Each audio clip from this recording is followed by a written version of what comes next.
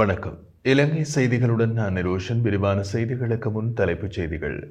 Digital அடையாள அட்டை திட்டத்தை அமல்படுத்துவதற்காக நாடு முழுவதும் 2300 நிலையங்கள் அமைக்கப்படும் என ஜனாதிபதி உறுதி.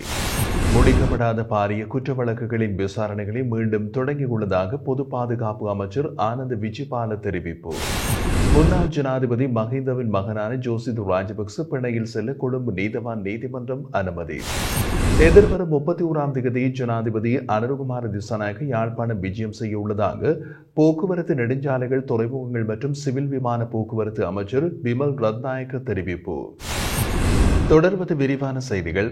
ஜனாதிபதி அனுரகுமார திசாநாயக்க டிஜிட்டல் அடையாள அட்டை திட்டத்தை அமுல்படுத்துவதற்காக நாடு முழுவதும் 2300 நிலையங்கள் அமைக்கப்படும் என்று அறிவித்துள்ளார். தமுதேகமவில் நடைபெற்றிருந்த சந்திப்பொன்றில் பங்கேற்ற ஜனாதிபதி டிஜிட்டல் அடையாள அட்டை நவீன பரிவர்த்தனைகளை எளிதாக்கி வரி செலுத்துதல் மற்றும் வங்கியியல் நடவடிக்கைகளுக்கு பயனுள்ளதாக இருக்கும் என்றும் கூறினார். இது தொடர்பாக அவர் மேலும் தெரிவித்த போது, நாம் தற்போது பயன்படுத்தி வரும் அடையாள அட்டைகள் காலம் சென்று பழமையாகிவிட்டத நிலையில் அவற்றை எடுத்துச் சென்றால் இது நீங்களா என்று கேட்பார்கள். ஆனால் டிஜிட்டல் அடையாள அட்டைகள் அப்படியல்ல. டிஜிட்டல் அடையாள அட்டையை உங்களுக்கு வழங்கினால் அதில் உள்ள தகவல்களை எளிதாக அணுக முடியும் என்பதோடு இதன் மூலம் வரி செலுத்துதல், வங்கியல் பரிவர்த்தனைகள் போன்றவை எளிதாகின்றன. இந்த திட்டத்திற்காக 1000 கோடி ரூபாய் நிதியினை இந்தியா வழங்க ஒப்புக்கொண்டுள்ளது என்று குறிப்பிட்ட அவர், இந்தியா தரவுகளை திருடும் என்று தெரிவிக்கப்படுவதாகவும், ஆனால் அது உண்மை அல்ல என்றும் தெரிவித்தார். நாட்டின் முன்னணி தரவியல் நிபுணர்களுடன் கடந்த 24ஆம் தேதி ஒரு கலந்துரையாடல் நடத்தியதோடு நாடு முழுவதும் 2300 தரவு உள்ளீட்டு நிலையங்கள் அமைக்கப்பட்டு வருகின்றன. ஆனால் தரவை பதிவு செய்ததும் இந்திய நிறுவனம் அதன் பணி முடித்துவிட்டு வெளியேறும்.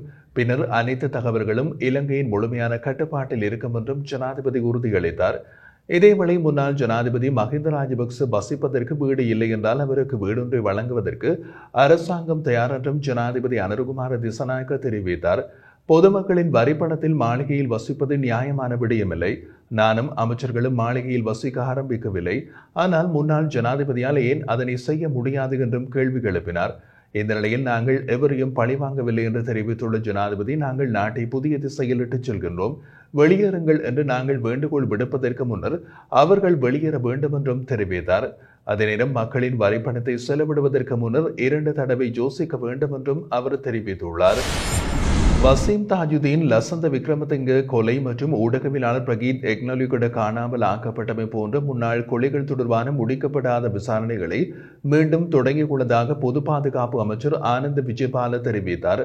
அவர் மேலும் கூறியதாவது, இவை அனைத்தும் அரசியல் தலையீடுகள் இல்லாமல் நடைமுறைப்படுத்தப்படும் என்பதையும், இந்த விசாரணைகள் அரசியல் நலன்களின் அடிப்படையில் நடத்தப்படாது என்பதையும் உறுதியாக கூறினார். சில விசாரணைகள் ஏற்கனவே தொடங்கப்பட்டுள்ளதோடு சில வழக்குகள் சட்டமாதிபர் திணைக்களத்திற்கு அனுப்பப்பட்டுள்ளதாகவும் அமைச்சர் கூறினார். அத்துடன் கடந்த காலத்தில் நடந்த அனைத்து முக்கிய குற்றங்கள் குறித்து முழுமையான விசாரணைகளை மேற்கொண்டு குற்றவாளிகளை நீதிமன்றத்தில் நிறுத்துவதே அரசாங்கத்தின் உறுதியான நோக்கம்.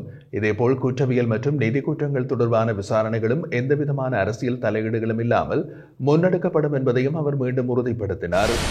பண மோசடி தடுப்புச் சட்டத்தின் கீழ் கைது செய்யப்பட்டு விளக்கமறியலில் வைக்கப்பட்டிருந்த முன்னாள் ஜனாதிபதி மஹிந்த ராஜபக்சவின் மகனான ஜோசித ராஜபக்ச பிணையில் செல்வதற்கு அனுமதிக்கப்பட்டுள்ளார். விளக்கமறியலில் வைக்கப்பட்டிருந்த ஜோசித ராஜபக்ச கொழும்பு நீதவான் நீதிமன்றத்தில் ஆஜர்படுத்தப்பட்ட போது இந்த உத்தரவு பிறப்பிக்கப்பட்டுள்ளது.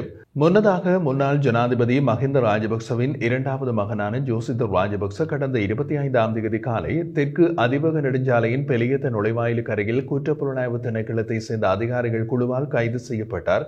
ரத்மலானை ஸ்ரீமல் பிரதேசத்தில் அமைந்துள்ள 34 மில்லியன் ரூபாய் மதிப்புள்ள வீடு மற்றும் காணியை வாங்கியது தொடர்பாக ஜோசித ராஜபக்சவை சந்தேக நபராக பெயரிட போதுமான ஆதாரங்கள் இருப்பதாக சட்டம் அதிபரால் கடந்த 23ஆம் தேதி குற்றப்புலனாய்வு திணைக்களத்திற்கு அறிவிக்கப்பட்டதை தொடர்ந்து இந்த கைது இடம்பெற்றிருந்தது. அதன் அடிப்படையில் அவரை இன்று வரை விளக்கமறியலில் வைக்குமாறு புதுக்கடை மேலதிக நீதவான் உத்தரவிட்ட நிலையில் இன்று மீண்டும் கொழும்பு நீதவான் நீதிமன்றத்தில் ஆஜர்படுத்தப்பட்ட போதே இந்த உத்தரவு பிறப்பிக்கப்பட்டுள்ளது. யாழ்ப்பாணத்திற்கு எதிர்வரும் 31ஆம் தேதி வெள்ளிக்கிழமை ஜனாதிபதி அனுரகுமார திசாநாயக்க விஜயம் செய்ய உள்ளதாக போக்குவரத்து நெடுஞ்சாலைகள், துறைமுகங்கள் மற்றும் சிவில் விமான சேவைகள் அமைச்சர் விமல் ரத்நாயக்க தெரிவித்துள்ளார். யாழ்ப்பாணத்தில் ஊடகங்களுக்கு கருத்து தெரிவிக்கும் போதே அவர் இதனை தெரிவித்துள்ளார். இதன்போது மேலும் தெரிவித்த அவர், ஜனாதிபதி அனுருகுமார திசாநாயக்க யாழ் மாவட்ட செயலகத்தில் விசேட மாவட்ட அபிவிருத்தி குழு கூட்டத்தில் பங்கேற்க உள்ளதோடு தேசிய மக்கள் சக்தியின் யாழ் மாவட்ட அங்கத்தவர்களுடன் சந்திப்பொன்றிலும் அவர் பங்கேற்கின்றார். ஜனாதிபதி அனுருகுமார திசாநாயக்க நாடாளுமன்ற தேர்தல் நடைபெறுவதற்கு முன்னதாக கட்சியின் பிரச்சார கூட்டத்தில் கலந்து கொள்வதற்காக யாழ்ப்பாணத்திற்கு விஜயம் செய்திருந்த நிலையில் தேசிய மக்கள் சக்தி ஆட்சி அமைத்ததன் பின்னர் ஜனாதிபதி அனுருகுமார திசாநாயக்கவின் முதல் யாழ் விஜயமாக இது அமைகின்றது. இதேவேளை உள்ளூராட்சி மன்ற தேர்தலை எதிர்வரும் ஏப்ரல் மாதம் 2வது அல்லது 4வது வாரத்தில் நடத்த தேர்தல்கள் ஆணைக்குழு நடவடிக்கை எடுக்கும் என்று தாம் நம்புவதாகவும் சபை முதல்வர் பிமல் ரத்நாயக்க குறிப்பிட்டிருந்தார் என்பதும் குறிப்பிடத்தக்கது. பொய்யான கைதுகள் அல்லது தடுப்பு காவல்கள் செய்யப்பட்டால் குற்றவாளிகள் மீது வழக்கு தாக்கல் செய்ய நேரிடும் என்பதை அமைச்சர் ஆனந்த் விஜயபால மற்றும் அரசாங்கத்திற்கு நினைவூட்டுவதாக உதய கம்மன்பில சுட்டிக்காட்டினார். இலங்கை கம்யூனிஸ்ட் கட்சியின் காரியாலயத்தில் பங்காளி கட்சி தலைவர்களோடு நடத்தப்பட்ட பேச்சுவார்த்தைகளின் பின்னர் ஊடகங்களுக்கு கருத்து வெளியிட்ட போது அவர் இதனை குறிப்பிட்டிருந்தார். அவர் மேலும் கூறியதாவது, அரசியல் கைதிகளை சம்பந்தப்படுத்தி பொதுமக்கள் பாதுகாப்பு அமைச்சர் தலைமை வகிக்கும் நிலையிலும் தற்போதைய சட்ட முறைப்படி கைதுகள் இடம்பெறவில்லை. 2015ஆம் ஆண்டு நல்லாட்சி அரசாங்கத்தின் காலத்தில் அரசியல் பழிவாங்கல் முறைகள் முன்னிலைப்படுத்தப்பட்ட காலத்தில் மஹிந்த ராஜபக்சவின் புதல்வர் ஜோசித ராஜபக்ச 2வது முறையாக கைது செய்யப்பட்டு 40 நாட்கள் தடுப்பு காவலில் வைக்கப்பட்டார். ஆனால் இன்று வரை அவர் மீது வழக்கு தாக்கல் செய்யப்படவில்லை. அதேபோல் முன்னாள் நாடாளுமன்ற உறுப்பினர் விமல் வீரவங்ச 92 நாட்கள் விளக்கமறியலில் வைக்கப்பட்ட போதும் அவருக்கு எதிராகவும் எந்த வழக்குகளும் தாக்கல் செய்யப்படவில்லை. நல்லாட்சி அரசாங்கத்தின் ஊழல் எதிர்ப்பு குழுவின் செயலாளராக பணியாற்றிய ஆனந்த் விஜயபால தற்போது பொதுமக்கள் பாதுகாப்பு அமைச்சராக பதவி வகிக்கும் நிலையில் நல்லாட்சி அரசாங்கத்தின் பழைய செயல்பாடுகள் தற்போது மீண்டும் தொடர்ந்து வருகின்றன. அரசியல் நோக்கத்துடன் மேற்கொள்ளப்படும் போலி கைது நடவடிக்கைகளுக்கு நாம் எதிர்ப்பு தெரிவிக்கின்றோம். அதன்படி பொய்யான கைது நடவடிக்கைகளுக்கு எதிராக வழக்கு தாக்கல் செய்வோம் என்பதை அரசாங்கத்திற்கு அறிவிக்கின்றோம் என்றும் அவர் கூறினார். ஒவ்வொரு அமைச்சகத்திற்கும் ஆலோசனை மற்றும் மேற்பார்வை பணிகளை மேற்கொள்ள குழுக்களை நியமிக்கும் பணியில் தேசிய மக்கள் சக்தி ஈடுபட்டுள்ளதாக கட்சி அதிகாரி ஒருவர் தெரிவித்துள்ளார். தேசிய மக்கள் சக்தி அதன் தேர்தல் அறிக்கையில் அத்தகைய ஒரு பொறிமுறையை நிறுவுவதாக உறுதியளித்திருந்த நிலையில் ஜேவிபியின் பொதுச் செயலாளர் டில்வின் சில்வா அத்தகைய குழுக்களை நியமிக்கும் பணி தற்போது நடைபெற்று வருவதாக கொழும்பு ஆங்கில ஊடகம் ஒன்றுக்கு தெரிவித்துள்ளார். இவை பல்வேறு பாடங்களின் நிபுணர்களை கொண்ட தன்னார்வ அமைப்புகள் என்று குறிப்பிட்ட அவர், இந்த குழுக்கள் தன்னார்வத்துடன் பணியாற்ற தயாராக உள்ள எம்பிக்கள் மற்றும் பிறரை கொண்டிருக்கும். அத்துடன் இந்த குழுக்களின் அளவு சூழ்நிலையை பொறுத்து 10 முதல் 15 வரை மாறுபடும் என்றார். முன்னதாக குறித்த ஊடகத்திற்கு அளித்த பேட்டியில் டில்வின் சில்வா, கம்யூனிஸ்ட் ஆட்சியினை கொண்டு சீனா மற்றும் வியட்நாம் போன்ற நாடுகளில் இத்தகைய வழிமுறைகள் செயல்பாட்டில் இருப்பதாக கூறியிருந்தமை குறிப்பிடத்தக்கது. கிளிநொச்சி இரணைத்தீவு கடற்பகுதியில் கைது செய்யப்பட்ட 34 இந்திய மீனவர்களும் விளக்கமறியலில் வைக்கப்பட்டுள்ளார்கள். குறித்த 34 பேரும் நேற்றைய தினம் கிளிநொச்சி மாவட்டத்தில் நீதவான் நீதிமன்றத்தில் பிரசன்னப்படுத்தியதை அடுத்து அவர்களை விளக்கமறியலில் வைக்குமாறு பதில் நீதவான் எஸ் சிவபால சுப்பிரமணியம் உத்தரவு பிறப்பித்துள்ளார். இதன்படி அவர்கள் எதிர்வரும் 5ஆம் தேதி வரை விளக்கமறியலில் வைக்கப்பட்டுள்ளனர்.